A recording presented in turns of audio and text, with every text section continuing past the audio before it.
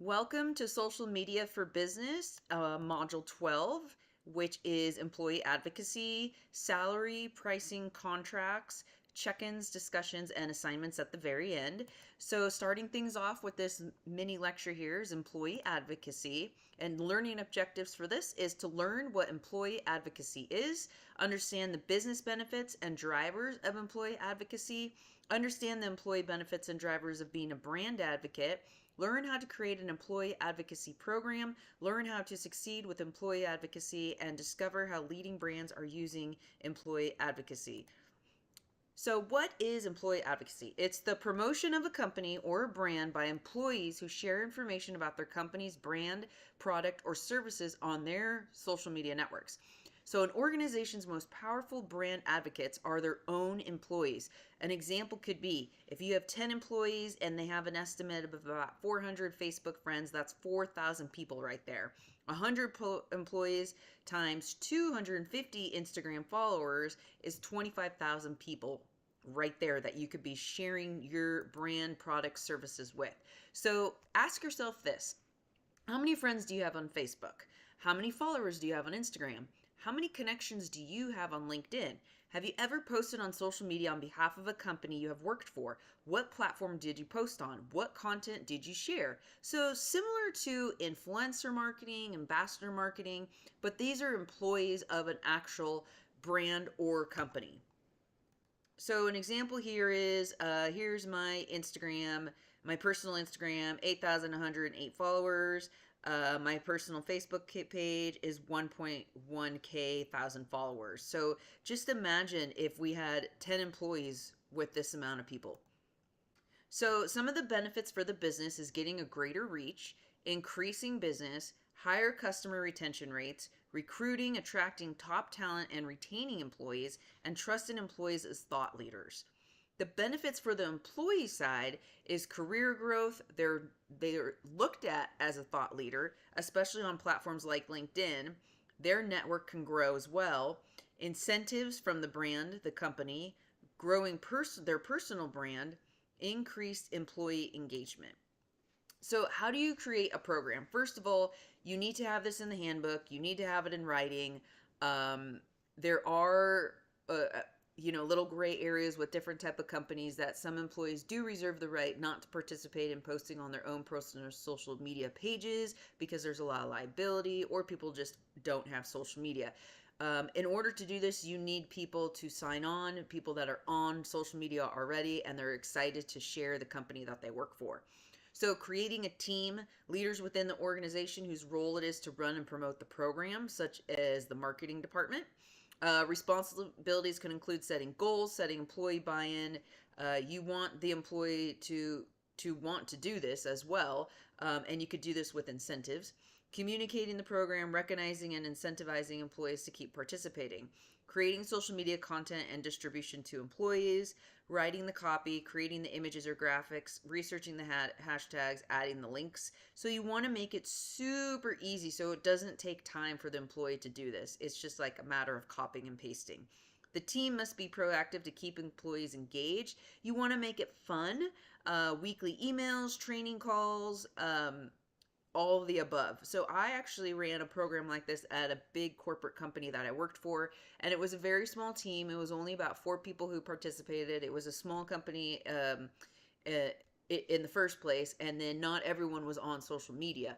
So we took the people that were on social media, that were excited to be in the program, that were excited about the incentives. We did a lot of gift cards. Starbucks and Target were the most popular gift cards, and hey, that worked. It's super easy. I would write all the captions and provide the image graphics, send them out to the people so they just had a copy and paste. The sales reps for this particular brand were super active in this, especially with the LinkedIn platform, and they were really into weekly emails and training calls, the sales reps. So marketing, sales is usually the first departments that I target in the beginning.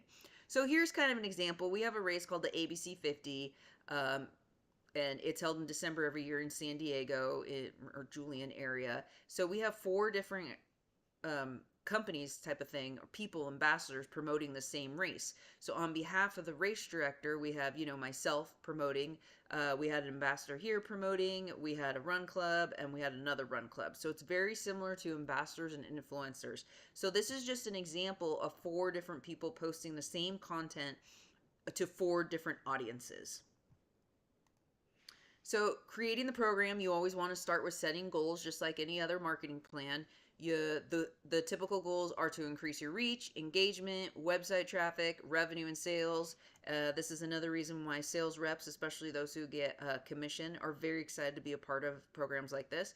Recruiting and retaining top talent.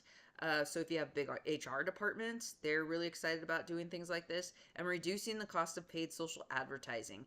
Because if you imagine you have, just like the numbers I showed you, if you have that many Facebook and Instagram followers, 100 employees, that's 25,000 people right there. That saves you a lot more money than paying for social ads that could cost a lot of money. And giving incentives like gift cards and keeping the employees happy and excited to come to work every day. So you want to educate and train your employees on the company's social media policies and brand guidelines. Again, I always recommend this to be in the actual handbook. So if you have any human resources problems down the line, it's in the handbook. You have signatures, almost like a contract. For those who want to opt out, give them the chance to opt out. This can also be part of a company's style guide or onboarding process. So when you first hire an employee, this is already in the handbook, and they know from the beginning the social media policies. Basic guidelines on online behavior, no politics, religion, holidays, etc. Social media skills will vary across the company. Again, you want to keep it simple. I always say just write the caption for them, copy and paste. Webinars, seminars, free social media courses, handouts, and lunch and learns. Again, make it fun. Lunch and learns are super fun. They can be online. They can be in the office. You could provide lunch. So it's a free lunch. So that's another incentive. Maybe the more entry-level employees in the program who are open to free lunches and getting involved in social media, lunch and learns are the best. And it's a way to create team bonding within the company as well. Really important, I said this already, get employee buy-in. Not everyone's going to be on social media. You don't want to have any disgruntled employees being forced to do this. Show employees how being an advocate will benefit them. So HR on recruiting employees, sales reps with getting more leads, educate them on all the benefits, including career growth, network growth, growing their personal brand, or becoming a thought leader in the industry. Tracking the right metrics, employee participation rate, and these are just the standard ones here. Active participation, top contributors, most engaging posts, organic reach, and engagement. You can create contests where you have metrics and you share the metrics with others in the company saying, hey, this employee was the top contributor on social media this month and they won a prize of blah, blah, blah, blah, blah. Maybe they got 4 hours paid PTO time. Little things like that. How to succeed in this. Customize, communicate, don't force the employees, provide the right tools, assets, and information, have leadership get involved. Hey, if the CEO is posting, then it's more than likely for entry-level employees to post as well. Provide the right content, keep it simple and easy. Some example companies that do a great job at this is Walmart, Payless, Hewlett-Packard, Zappos, and Reebok. Payless is a company in I believe the Carmel Valley area of San Diego. I've watched them get big in the past 15 years and grow a lot. What a cool brand to work for. And I have a friend there who's actually in charge of all the social media there. So it's pretty neat. Their employee advocacy program. They give shirts to all their employees. They make banners, signs. They do community events all the time. They go to baseball games together, all sorts of stuff. And whenever they do anything, they hold their Payless sign to show, and then all the employees post on their social media. So look at this. If all these employees posted this picture on social media, look how many people it's reaching. So best practices is to create a culture, get employees motivated to become brand ambassadors, make the employees feel trusted and confident that she's worthy spokesperson for the company, make them be a part of it. Establish guidelines. You always want to keep it professional. Copyright laws, you don't want to get in trouble, transparency, and respect towards other social media users. So make sure no one's like, starting any keyboard warrior wars on social media. Plan your launch, start small and expand the program. This way you can see what works and what doesn't work and get feedback from employees. Have content ready to go, branded content, case studies, blog posts, events, updates, employer content, job posts, company culture, behind the scenes photos, industry insights, EGC, people and departments that can offer relevant information. So the sales reps are great to work with because they're getting, you're helping them promote a product or service, and they can give you insight on how to on the sales jargon to go in your caption on a particular product and service. So really collaborating with the sales reps is great. Put time-saving tools in place, employee advocacy program, platform, and apps. Training, develop an onboarding program, and provide the materials they'll need to get started. Keep the lessons and encouragement coming with educational assets such as an ebook, video, emails, tips for using social media tools, webinars, and motivate with incentives. Gamify the process with a point system and leaderboards. This is also a great way to get feedback from employees. Hey, what gift cards do you like? Or would you rather have PTO? Would you like to have a VIP parking spot for the month? I worked at a company where that was a big perk. We had a huge parking lot, and there was 4 spots in the front that were for like the CEO, the VP, the most highest level employees at the company. And the employee of the month every month would get to park in one of those 4 key parking spots for a month. And it was such a huge deal. We loved it. Should employee advocacy be optional for your company? No, the company should have a program. For individual employees, yes, they should be able to be given the option to opt out. Not every employee is on social media, and companies should respect that. Forcing it could create backlash. By having it optional, it will be more authentic.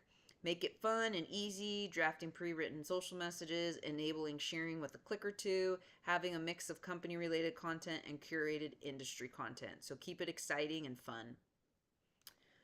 Okay, so that's kind of the rundown of how an employee advocacy program works. Next, we're going to be talking a little bit about salary, pricing, and contracts. And these are for the folks here who might have a really small business or agency or want to go the entrepreneur route. I always like to share this with students because you don't always have to work for a company. You can work for yourself. That's what's nice about MiraCosta College. They have certificates on how to start a small business, certificates on entrepreneurship, a lot of great courses at MiraCosta College here. I encourage you to look at them all. So this is kind of basic salaries. You can look up on different sites and websites what the social media manager salary is, and it kind of gives you a ballpark of what you can charge clients. So this is from Robert Half. Here is a Glassdoor. I don't know how current this is. This might be like 6 months old or a year old, so you might want to look at that. LinkedIn used to have one of these. They don't anymore. I'm not sure what happened. Here's another one, the research status. This was right after COVID time, so this might be a little outdated, but at least you can get an idea of what you can charge people. And this will also depend on whether you're entry level, you've been doing social media 10 years, you've been doing social media 20 years. So example, this is social media manager, and this is social media specialist, if you see the difference here. We're going from 62,000 to 117,000. So packages and pricing. I always recommend entrepreneurs to create this, and you can create, basically there's 4 main categories of services as a social media manager. There's strategy, where you evaluate the online presence of a brand. You give feedback on what they are doing well and what they can improve. Creating a social media plan. So you don't actually write out all the captions, but you create all the strategy for them. And it's still a huge report that you give them at the end. One-time services is non-recurring services that you can provide to a client, such as graphics creation, profile setup, or blog optimization. So when clients say, hey, can you set up all my platforms for me, optimize them all, make it look pretty, and have it ready to go, I just don't have time to do that. Absolutely, that's a one-time service. Strategy is really similar to consultations, but it is different because you are handing them a plan afterwards.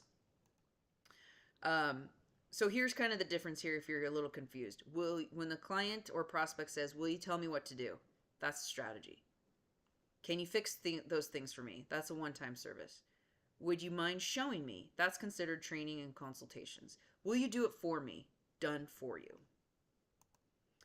So, strategy, it's like getting paid to do an extended interview with a client, does not promise that you'll continue working with them after the evaluation phase. And that works both ways. After doing a strategy for a client, you may not want to work with them, or they might realize how valuable you are and might want to hire you full time, part time. Wild card ideas make it fun and allow you to show off your creativity.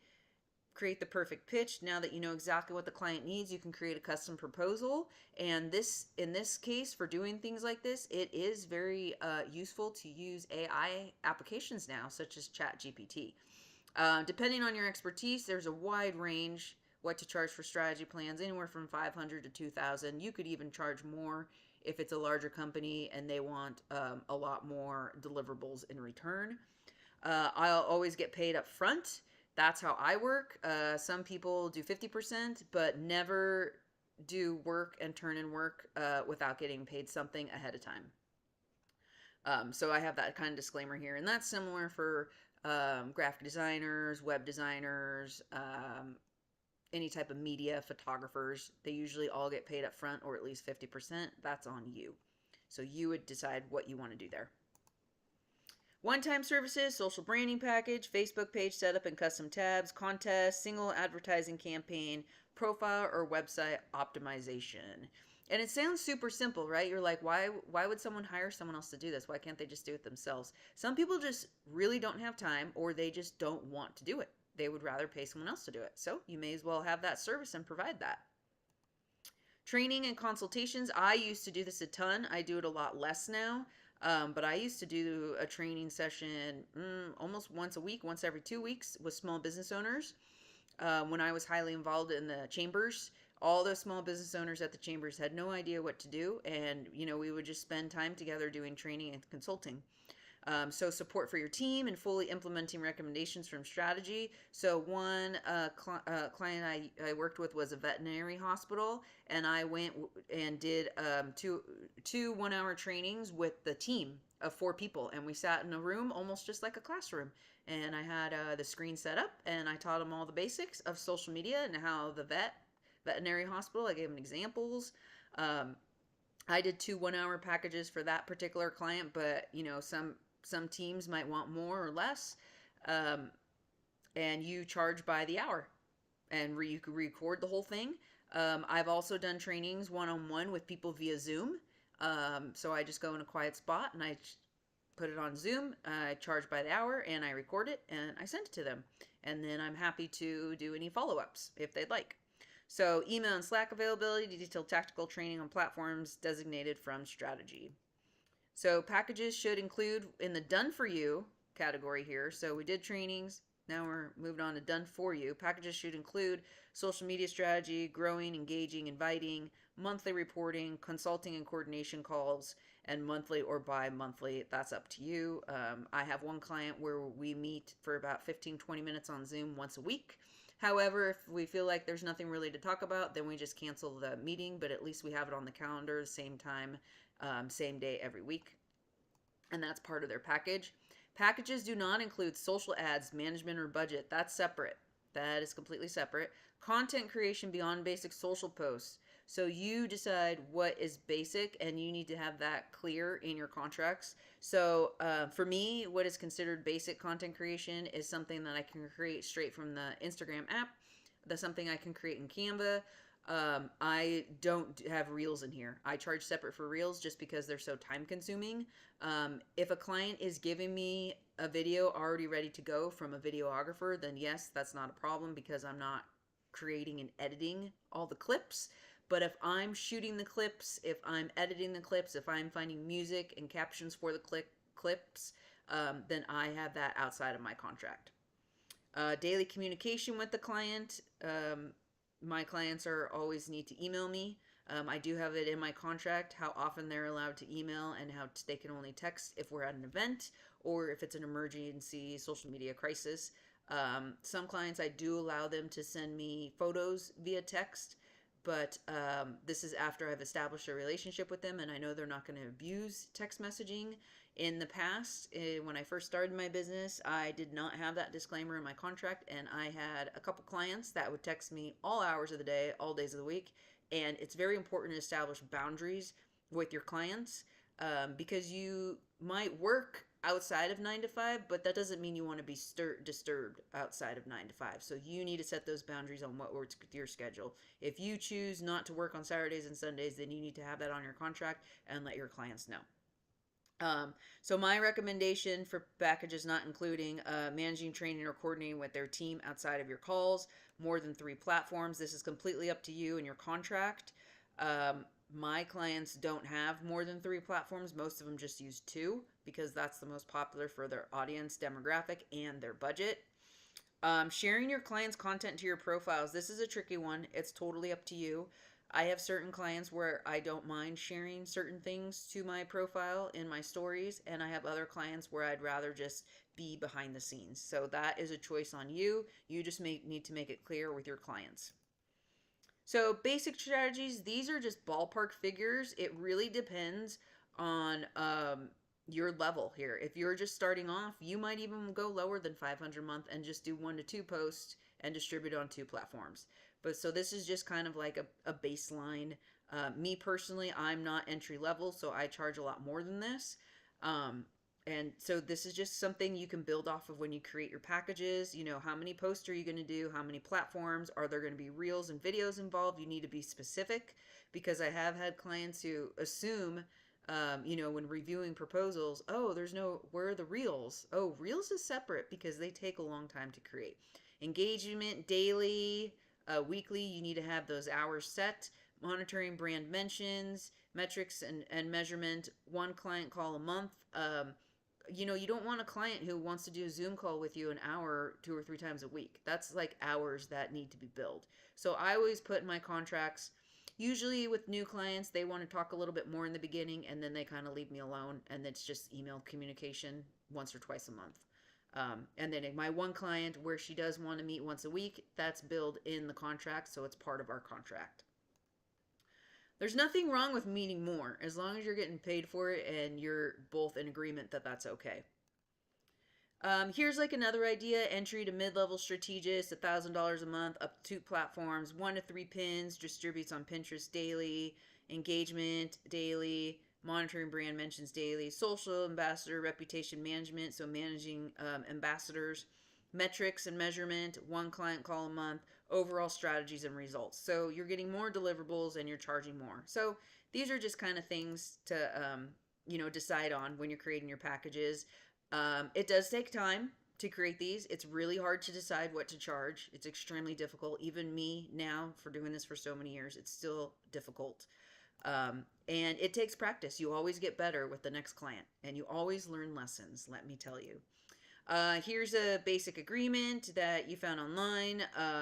These agreements are up to you, how you want to do your contracts. You want an attorney to look at them, you don't. I personally don't have attorneys look at mine. They're pretty basic. I'm also very choosy with who I work with. If I have a bad feeling or if I see any red flags, then I don't take that person on as a client. Or I take that person on as a client kind of on a trial basis for like no more than 3 months. And then I see how it goes if I want to continue. So these are kind of the basics here on salaries, contracts, pricing, just to give you some baselines here. And that's module 12. So assignments for this week is your check-in, your discussion 10, and your social media marketing certificate. Please start this earlier than later. It does take about 5 hours average to complete. So don't wait until 10 o'clock on Saturday to get it done. I hope everyone has a great week. Come to my office hours if you have any questions, or feel free to email me.